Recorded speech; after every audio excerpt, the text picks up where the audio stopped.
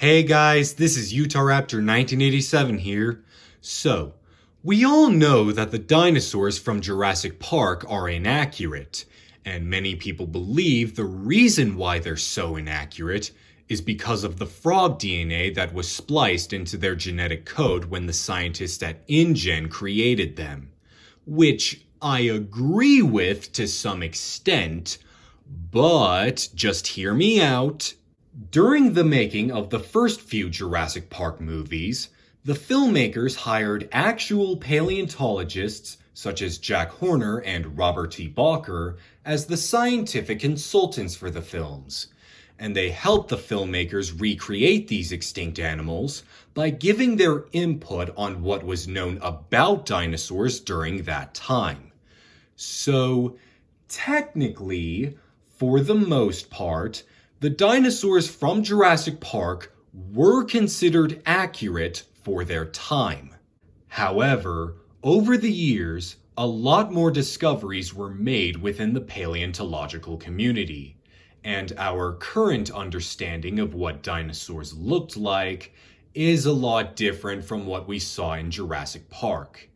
And so the designs of the dinosaurs from Jurassic Park are now considered outdated. Unfortunately, it seems that the latest installments in the Jurassic Park franchise are still using these outdated designs. Although, to be fair, we did get some feathered dinosaurs in Jurassic World Dominion.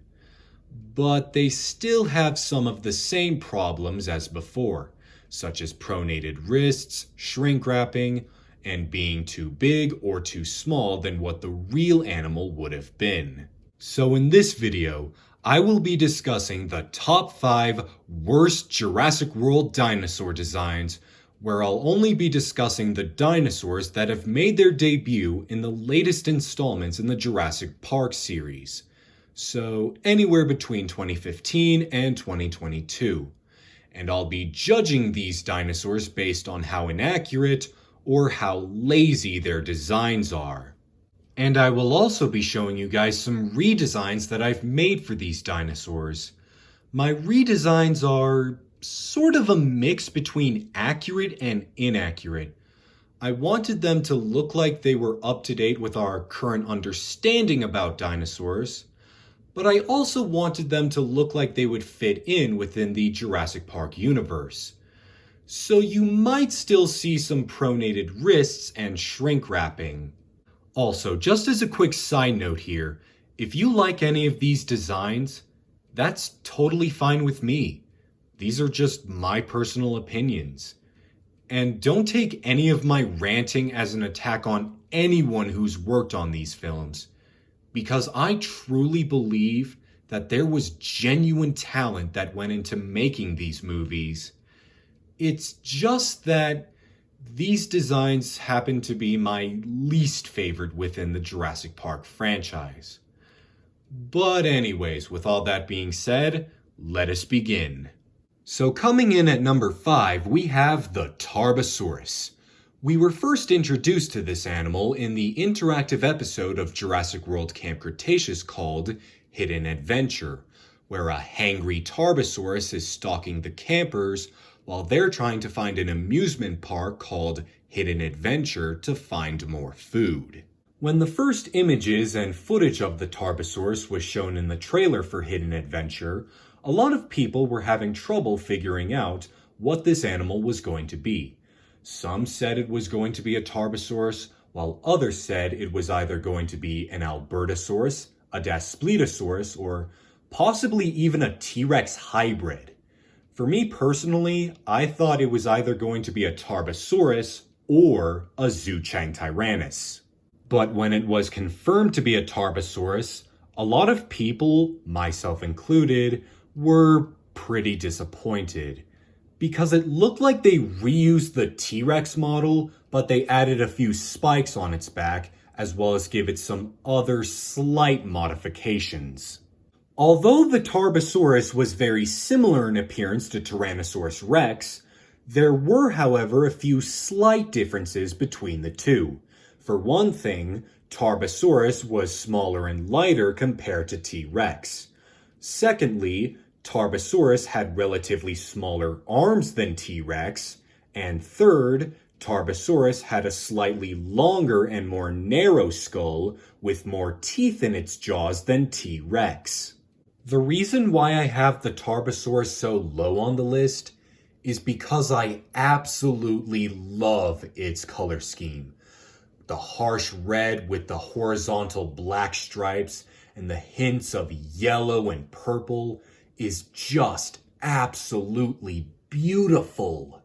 So for my redesign for the Tarbo, I decided to give it a lighter build as well as a thinner skull with lips covering its teeth. I also decided to give it a large dewlap on its throat, just to make it stand out more. And I also got rid of the spikes on its back and replaced them with a very sparse coat of proto-feathers on the back of the neck and the tip of the tail. Overall, while I think the Tarbosaurus's color scheme looks really cool, its design overall could have been better. Coming in at number 4, we have the Atrociraptors. These savage predators made their debut in Jurassic World Dominion, where we were introduced to a pack of 4 of them named Ghost, Tiger, Red, and Panthera. During the making of Jurassic World Dominion, the Atrociraptors were originally going to be called Deinonychus. However, this was a bit strange since the design and anatomy for the Velociraptors in the Jurassic Park films were already based on Deinonychus. So the filmmakers decided to change the Deinonychus to Atrociraptor.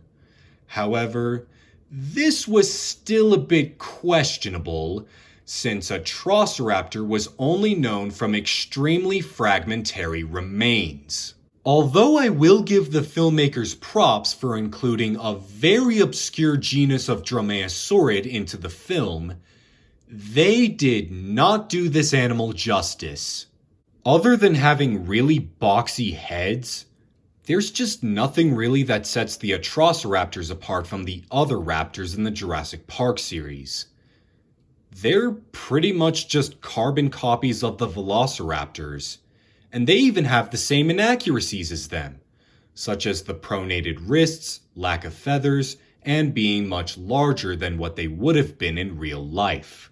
So for my redesign of the Atrociraptor squad, I wanted to give them feathers, but I didn't want people to confuse them for the Pyroraptor. So I decided to give them scaly heads, necks, and legs.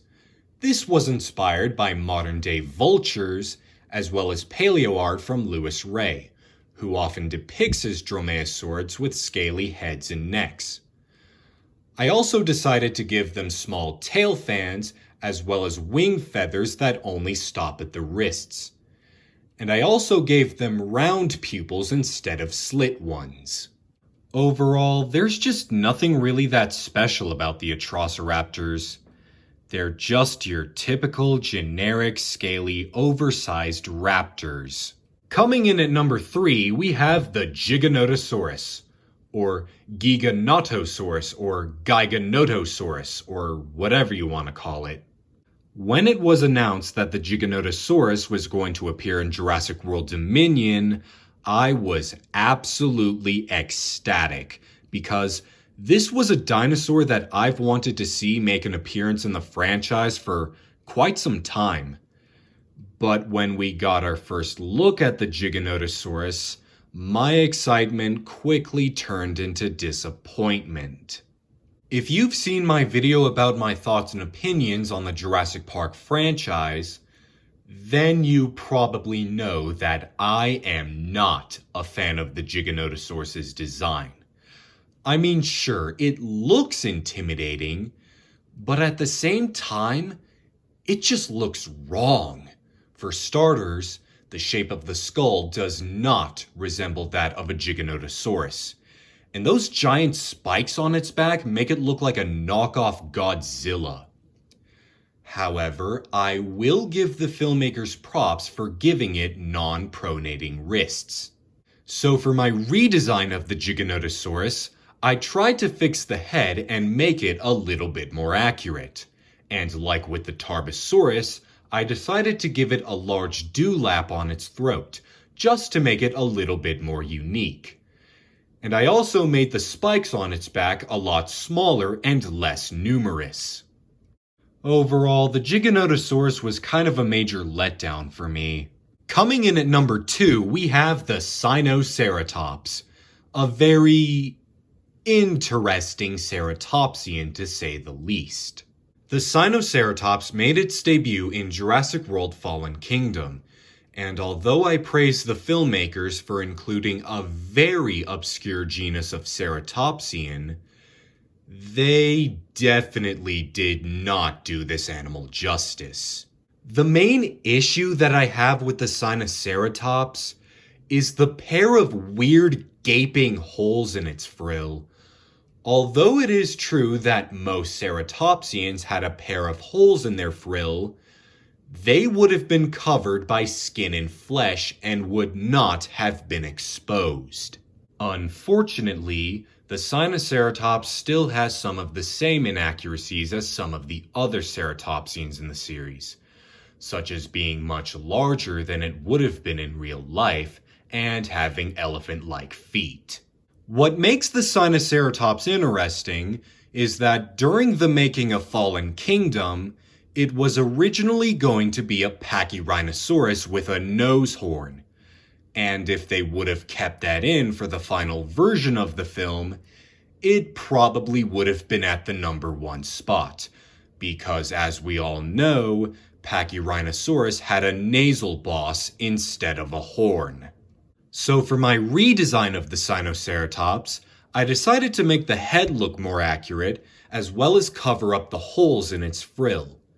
And I also decided to make the feet look a bit more accurate, as well as add larger scales on its body, just to make it look more unique. Overall, this airhead of a dinosaur is definitely the worst ceratopsian in the entire franchise. But hey, at least they didn't call it a Pachyrhinosaurus. And finally, at the number 1 spot, we have the Baryonyx. Oh boy. When rumors were circulating on the internet that Baryonyx was going to appear in Jurassic World Fallen Kingdom, I was absolutely hyped. But when we got our first look at the Baryonyx, a lot of people, myself included, were absolutely furious. Because it doesn't even look like a Baryonyx. The snout is way too short and wide, and the claws are way too small. Like seriously, the name Baryonyx literally translates to heavy claw. And do you want to know what the most insulting part about all this is? They actually made a render for the Baryonyx for the Jurassic World website. And it looks absolutely beautiful. But for some reason, the filmmakers decided not to use that design, and instead, they gave us this hideous abomination. So for my redesign for the Baryonyx, I made the head a lot longer and more narrow, as well as give it its signature head crest. I also made the claws on its hands a lot larger, and I also decided to get rid of the osteoderms on its back. Overall, I am definitely not a fan of the Baryonyx's design. And there you have it, folks. Those were the top 5 worst Jurassic World dinosaur designs, in my opinion. So, what are your least favorite dinosaur designs? Please let me know in the comments down below. Anyways, I hope you guys enjoyed this video. Please leave a like, comment, and subscribe, and I'll see you guys in the next video. Bye. Man, I'm exhausted. I just hope the fans will enjoy this video. It's getting late. I might as well go make myself some What did you just say about us? Hi guys. How long have you guys been standing there? Long enough to hear everything come out of your stupid mouth. You said I was a hideous abomination. An airhead? A carbon-copied velociraptor? And a knockoff Godzilla. Aw, come on, don't take it personally. I mean, these were only just my personal opinions. I'm sure there's probably someone out there that likes you guys. Look, I'm really sorry. I didn't mean to offend anyone. Can't we just work something out? Don't try to talk your way out of this one. You must be punished. Oh, would you look at the time? It's time to run! Let's get him!